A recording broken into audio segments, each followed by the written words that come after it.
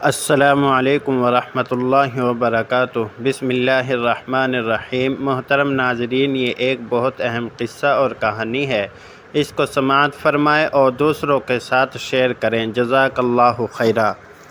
یہاں ماؤں کی اہمیت کو اجاگر کرنے والی ایک کہانی ہے۔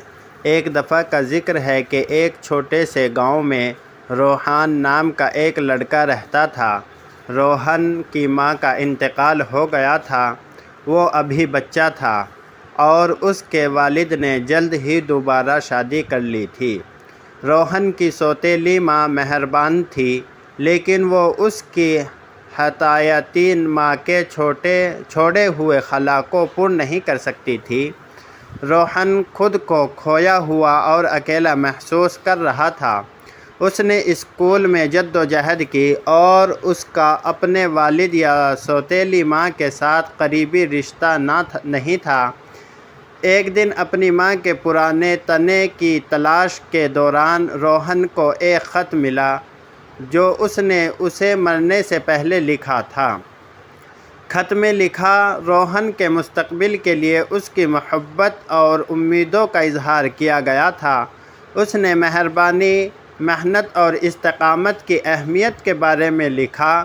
روہن کو اپنی ماں کی باتوں سے گہرا تعلق محسوس ہوا اور اسے احساس ہونے لگا کہ اس نے اسے اپنی زندگی میں نہ رکھنے سے کتنی کمی محسوس کی ہے۔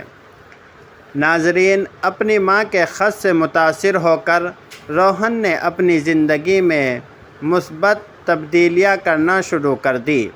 اس نے اسکول میں سخت محنت کی، نئے دوست بنائے اور ضرورت مندوں کی مدد کی۔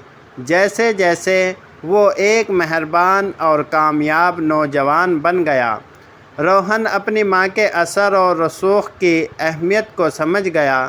حالانکہ وہ اب موجود نہیں تھی، برسوں بعد روہن خود باپ بن گیا اور اپنے بچے کے ساتھ ہر لمحے کو پالا۔